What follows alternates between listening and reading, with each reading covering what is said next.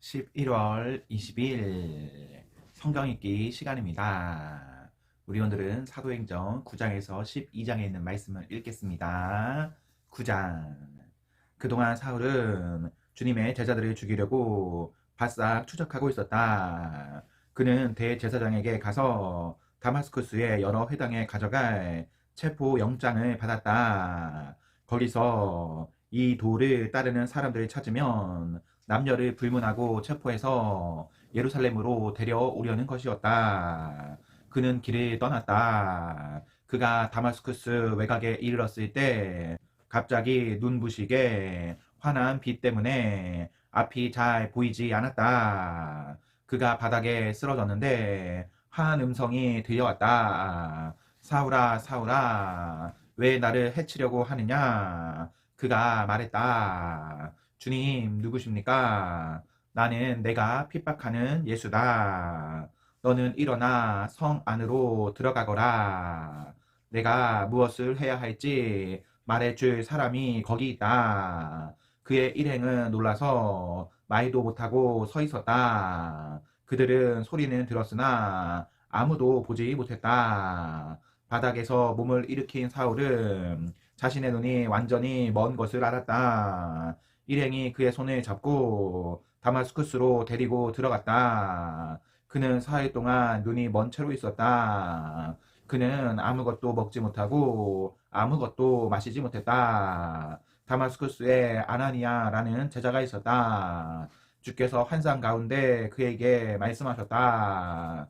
아나니아야, 예, 주님. 그가 대답했다. 일어나서 곧은 길로 가거라. 유다의 집에서 다소 출신 사람 사울을 찾아라. 그가 거기서 기도하고 있다. 그가 방금 아나니아라는 사람이 집에 들어와서 자기에게 안수하여 다시 보게 하는 꿈을 꾸었다. 아나니아가 항의했다. 주님, 진심이 아니시겠지요? 모두가 이 사람과 이 사람이 여태까지 행한 끔찍한 일들과 예루살렘에 있는 주님의 백성에게 저지른 만행에 대해 말하고 있습니다. 이제 그는 우리에게도 똑같이 할 수 있는 권한이 적힌 문서를 대제사장한테서 받아서 여기 나타난 것입니다. 그러자 주님이 말씀하셨다. 이유를 묻지 말고 가거라. 내가 그를 이방인과 왕과 유대인들 앞에 세울 나의 대리인으로 뽑았다. 이제 나는 장차 그가 당할 일, 곧 이 일에 따르는 혹독한 고난을 그에게 보여줄 것이다. 아나니아가 그 집을 찾아가서 눈이 먼 사울에게 안수하고 말했다. 사울 형제여, 당신이 여기 오는 길에 배웠던 주님이신 예수께서 당신이 다시 보고 성령으로 충만해지도록 나를 보내셨습니다. 그의 입에서 말이 떨어지자마자 사울의 눈에서 비늘 같은 것이 떨어졌다. 사울은 다시 보게 되었다. 사울은 일어나 세례를 받고 그들과 함께 앉아 음식을 먹고 힘을 얻었다. 사울은 다마스쿠스에 있는 형제들과 며칠을 보내며 친해졌다. 그 후 사울은 한시도 허비하지 않고 곧바로 일을 시작했다. 사울은 여러 회당에서 예수가 하나님의 아들이심을 전했다. 사람들은 예기치 못한 그의 말에 놀라서 그를 믿어야 할지 분간이 서지 않아 이렇게 되뇌었다. 이 사람은 예루살렘에서 믿는 이들을 파멸시키던 자가 아닌가? 그가 여기에 온 것도 똑같은 일을 하려고 온 것이 아닌가? 우리를 체포하고 예루살렘 감옥으로 끌고 가서 대제사장들의 판결을 받게 하려는 것일 텐데, 그러나 그들의 의심에도 불구하고 사울은 한순간도 주춤하지 않았다. 오히려 그는 더욱 힘을 얻어 반대 세력을 정면 돌파해 갔다. 그는 다마스쿠스의 유대인들의 의심을 누그러뜨리면서 예수가 메시아이심을 그들에게 힘써 증명했다. 긴 시간이 흐른 후에 몇몇 유대인들이 그를 죽이기로 모의했으나 그 말이 사울의 귀에 들어갔다. 유대인들은 그를 죽이려고 불철주야 성문을 감시하고 있었다. 그러던 어느 날 밤에 제자들이 그를 광주리에 담아 벽으로 달아내려 탈출시켰다. 사울은 예루살렘으로 돌아와 제자들의 무리에 들려고 했으나 모두가 그를 두려워했다. 그들은 사울을 조금도 믿지 않았다. 그때 바나바가 그를 감싸주었다. 바나바는 사도들에게 사울을 소개하며 그를 옹호했다. 사울이 다마스쿠스 길에서 어떻게 주님을 만나 그분과 대화했는지, 다마스쿠스 현지에서 어떻게 목숨을 걸고 예수의 이름을 담대히 전했는지 사도들에게 말해 주었다. 그 후로 사울은 그들 가운데 하나로 받아들여져 아무 의혹도 사지 않고 예루살렘을 드나들며 제약 없이 주님의 이름으로 전했다. 그러나 그는 그리스 말을 하는 유대인 무리와 부딪히며 그들과 잇단 논쟁을 벌였다. 그들은 사울을 죽이려는 음모를 꾸몄다. 그러나 그의 동료들이 그 음모를 알고 그를 성 밖으로 빼돌려 가이사랴로 데려갔다. 거기서 그를 배에 태워 다소로 보냈다. 그 후에 사태가 진정되고 교회는 한동안 순항했다. 유대와 사마리아와 갈릴리 등 모든 지역에서 교회가 성장했다. 하나님을 깊이 경외하는 마음이 그들 속에 충만했다. 성령께서 그들과 함께 계셔서 그들에게 힘을 주셨다. 그들은 놀랍도록 번성했다. 베드로가 모든 교회를 방문하는 사명을 가지고 길을 떠났다. 여행 중에 그는 루따에 도착해 그곳에 있는 믿는 사람들을 만났다. 그는 애니아라는 사람과 마주쳤는데 그 사람은 몸이 마비되어 8년째 자리에 누워 있었다. 베드로가 말했다. 애니아야, 예수 그리스도께서 너를 낫게 하신다. 일어나서 자리를 정돈하여라. 그러자 그가 그대로 했다. 자리에서 벌떡 일어난 것이다. 루따와 샤론에 사는 모든 사람이 그가 걸어다니는 것을 보고 하나님께서 자기들 가운데 살아 역사하신다는 사실에 눈을 뜨게 되었다. 거기서 조금 떨어진 요빠에 다비다라는 제자가 있었는데 그 이름은 도르가 사냥라는 뜻이다. 그녀의 선행과 구제는 잘 알려져 있었다. 베드로가 그 지역에 있는 동안 그녀가 병이 들어 죽었다. 그녀의 친구들이 장례를 치르려고 시신을 수습해 서늘한 방에 두었다. 마침 베드로가 인근 루따를 방문 중이라는 말이 들은 몇몇 제자들이 그에게 두 사람을 보내어 그들이 있는 곳으로 와줄 수 있는지 물었다. 베드로는 즉시 일어나 그들과 함께 갔다. 그들은 다비다의 시신을 안치해 둔 방으로 그를 안내했다. 대부분 과부인 고인의 옛 친구들이 방 안에서 울고 있었다. 그들은 도르가가 살아있을 때 만들어둔 옷가지들을 베드로에게 보여주었다. 베드로가 과부들을 방에서 내보내고 무릎을 꿇고 기도했다. 그리고 시신에 대고 직접 말했다. 다비다야, 일어나라. 다비다가 눈을 떴다. 그리고 베드로를 보더니 일어나 앉았다. 그는 다비다의 손을 잡아 일으켰다. 그러고는 믿는 사람들과 과부들을 불러들여 살아난 그녀를 보여주었다. 이 일이 요빠 전체에 알려지자 많은 사람들이 주님을 믿었다. 베드로는 가죽 가공업을 하는 시몬의 손님으로 요빠에 오랫동안 머물렀다. 10장. 가이사랴에 고넬료라는 사람이 살고 있었다. 그는 그곳에 주둔한 이탈리아 경비대의 지휘관이었는데 선악이 그지없는 사람이었다. 그는 자기 집안 사람들 모두가 하나님 앞에서 예배하며 살도록 이끌었다. 뿐만 아니라 늘 어려운 사람들을 도와주었고 기도가 몸에 배어 있었다. 하루는 오후 3시쯤에 그가 환상을 보았다. 하나님의 천사가 옆집 사람만큼이나 생생한 모습으로 들어와서 말했다. 고넬료야. 고넬료는 자기가 헛개비를 보는가 싶어 유심히 쳐다보았다. 그러고는 말했다. 무슨 일이십니까? 천사가 말했다. 하나님께서 내 기도와 이웃을 돌보는 내 행실을 보시고 너를 주목하셨다. 지금부터 이렇게 하여라. 사람들을 요바로 보내서 베드로라 하는 시몬을 데려오너라. 그는 바닷가에 있는 가죽 가공업자 시몬의 집에 묵고 있다. 천사가 떠나자 고넬료는 하인들과 경비대의 경건한 병사 하나를 불렀다.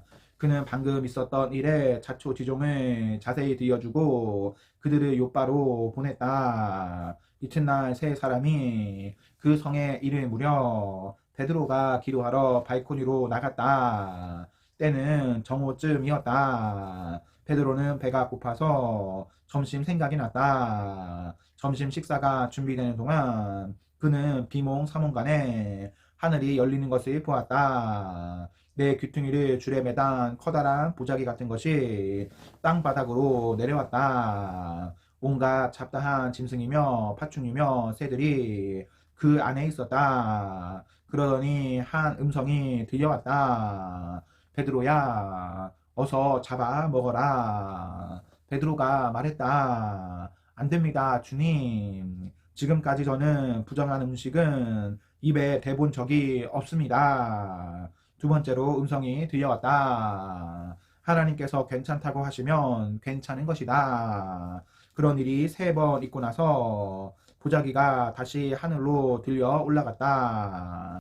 베드로가 어리둥절하여 그 모든 것이 무슨 뜻인지 생각하며 앉아있는데 고넬료가 보낸 사람들이 시몬의 집 현관에 나타났다. 그들은 베드로라 하는 시몬이 그 집에 묵고 있는지 안에 대고 물었다. 베드로는 생각에 잠겨있느라 그 말을 듣지 못했다. 성령께서 그에게 속삭이셨다. 세 사람이 문을 두드리며 너를 찾고 있다. 내려가서 그들과 함께 가거라. 아무것도 묻지 마라. 내가 보낸 사람들이다. 베드로가 내려가서 그 사람들에게 말했다. 여러분이 찾고 있는 사람이 나인 것 같습니다. 무슨 일입니까? 그들이 말했다. 고넬료 지휘관님은 의롭게 행하며 하나님을 경외하는 분으로 널리 알려져 있습니다. 이 부근에 사는 유대인들 아무한테나 물어보시면 압니다.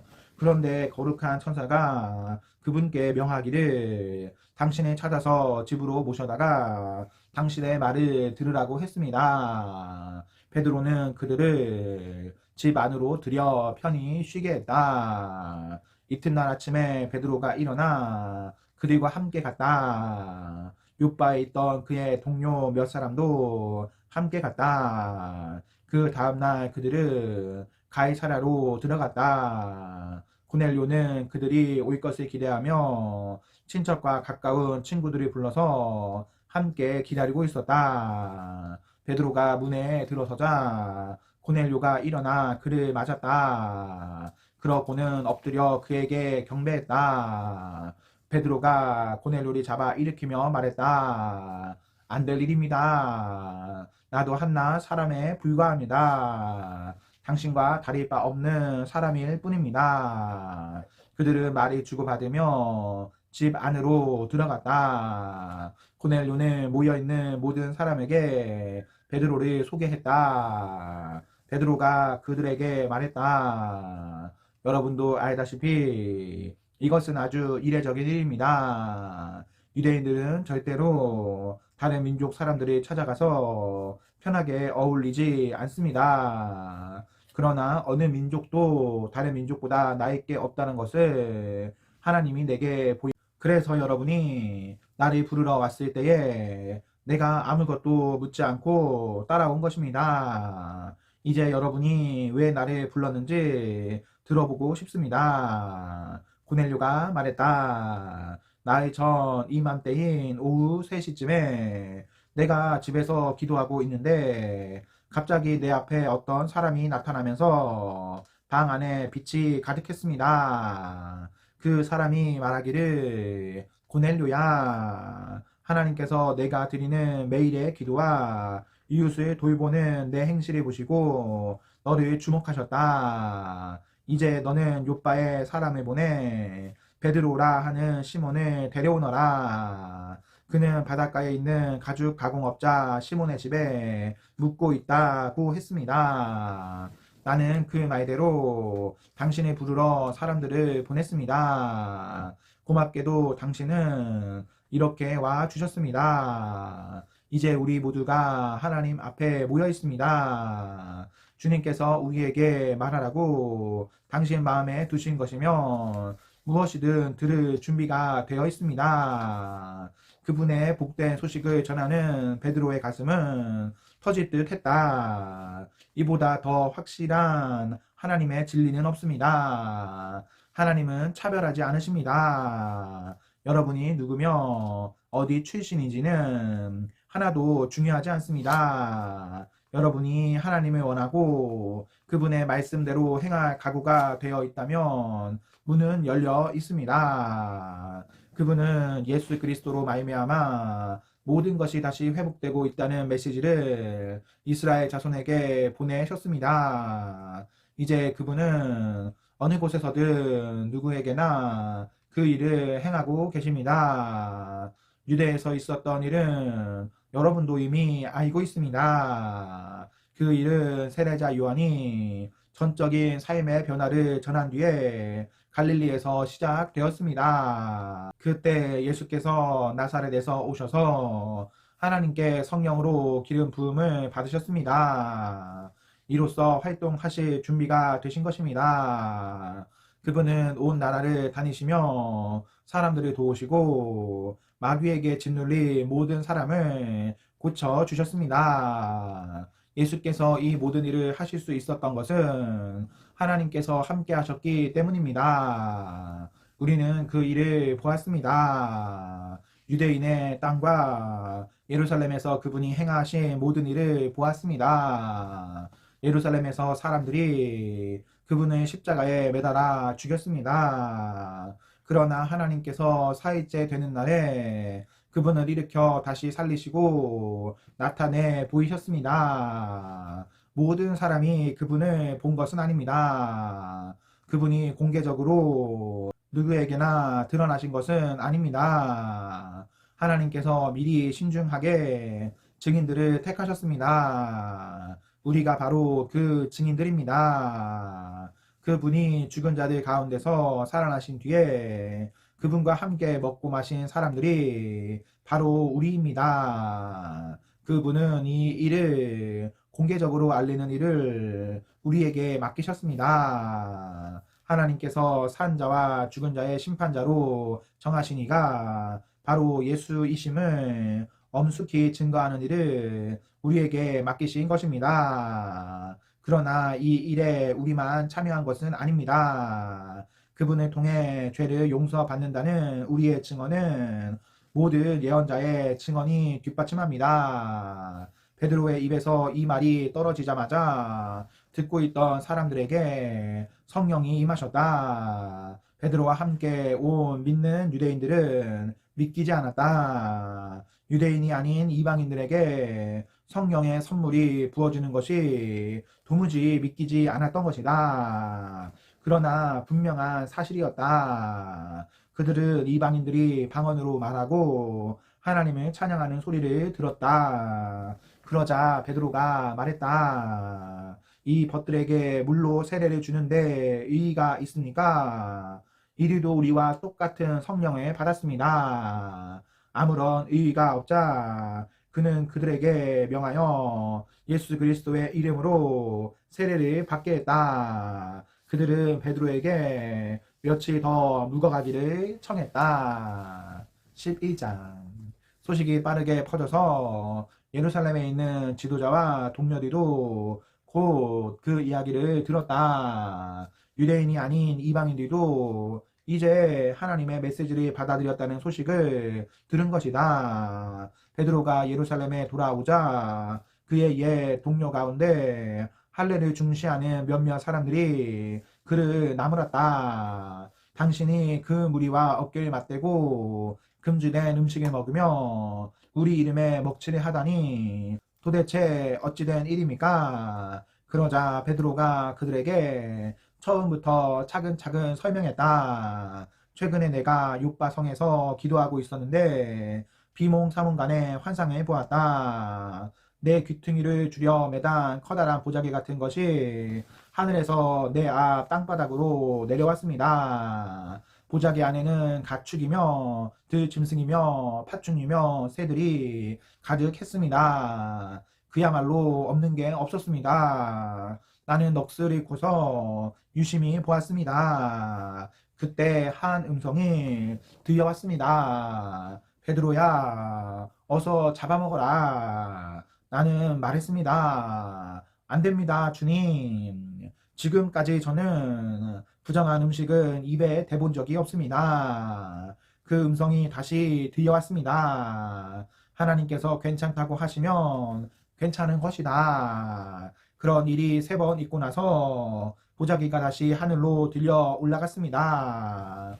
바로 그때 내가 묵고 있던 집에 3사람이 나타났습니다. 가이사랴에서 나를 데리러 온 사람들이었습니다. 성령께서 내게 아무것도 묻지 말고 그들과 함께 가라고 하셨습니다. 그래서 나와 옛 동료는 나를 부른 사람에게 갔습니다. 그 사람은 천사가 옆집 사람만큼이나 생생한 모습으로 자기 집에 와서는 요바로 사람을 보내서 베드로라 하는 시몬을 데려오너라. 그가 너에게 내 생명뿐 아니라 내가 아끼는 모든 사람의 생명까지도 구원할 말을 해줄 것이다 하고 말했다고 했습니다. 그래서 나는 말을 시작했습니다. 그런데 대여섯 문장도 채 말하기 전에 성령이 그들에게 임하셨는데 처음 우리에게 임하실 때와 같았습니다.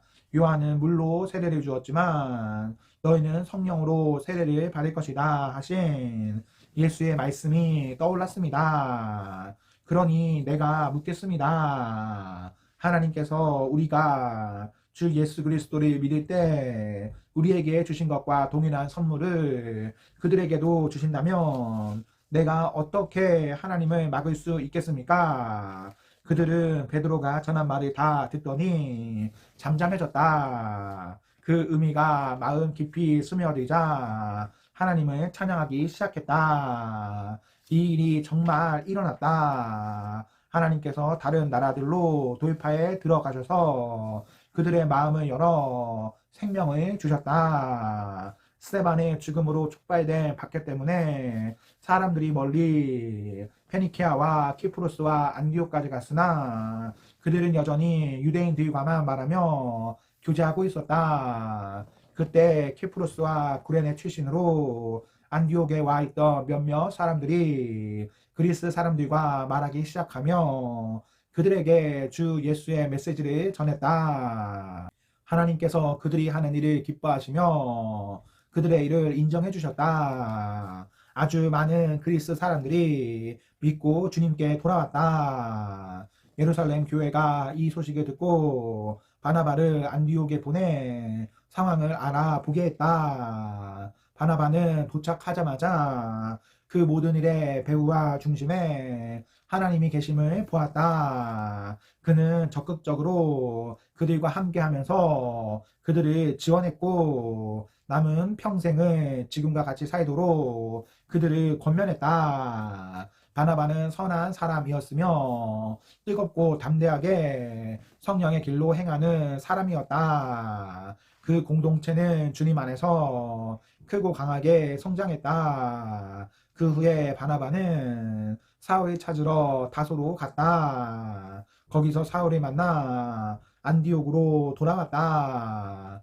그들은 꼬박 1년 동안 그곳 교회에 머물면서 많은 사람들을 가르쳤다. 제자들이 처음으로 그리스도인이라고 불린 것도 안디옥에서였다. 거의 같은 시기에 몇몇 예언자들이 예루살렘에서 안디옥으로 왔다. 그 가운데 아가보라는 사람이 있었다. 하루는 그가 성령에 이끌려 일어서더니 조만간 극심한 기근으로 나라가 황폐해질 것이라고 경고했다. 기근은 결국 글라우디오 황제 재임 중에 닥쳤다. 제자들은 각자 힘 닿는 대로 유대에 있는 동료 그리스도인들에게 도움이 되는 것은 무엇이든 보내기로 했다. 그들은 그 모은 것을 바나바와 사울 편에 보내 예루살렘의 지도자들에게 전달하도록 했다. 12장. 바로 그 무렵 헤롯 왕의 머릿속에 교회 구성원 몇몇을 처단할 생각이 들었다. 그는 요한의 형제 야고보를 죽였다. 그 일로 인해 유대인들한테 자신의 인기가 부쩍 높아진 것을 알게 된 헤롯은 이번에는 베드로를 잡아들여 감옥에 가두고 4인조 병사 4개의 조로 그를 감시하게 했다. 이 모든 일이 6월절 주간에 일어났다. 헤롯은 6월절이 지난 후에 베드로를 공개 처형할 작정이었다. 베드로가 감옥에서 삼엄한 경비를 받고 있는 동안에 교회는 그를 위해 더욱 맹렬히 기도했다. 드디어 헤롯이 그를 끌어내어 처형할 때가 다가왔다. 그날 밤 베드로는 양쪽에 한 명씩 두 병사 틈에 쇠사슬로 묶여 있으면서도 아기처럼 잘 잤다. 문에는 경비병들이 감시하고 있었다. 헤롯은 빈틈을 보이지 않았다. 갑자기 한 천사가 베드로 곁에 나타나고 감옥에 빛이 가득했다. 천사가 베드로를 흔들어 깨웠다. 서둘러라. 그의 팔목에서 쇠사슬이 벗겨졌다. 천사가 말했다. 옷을 입고 신발을 신어라. 베드로는 시키는 대로 했다. 그러자 천사가 말했다. 내 겉옷을 들고 여기서 나가자. 베드로는 따라가면서도 그가 정말 천사라고는 믿지 않았다. 그는 자기가 꿈을 꾸고 있다고 생각했다.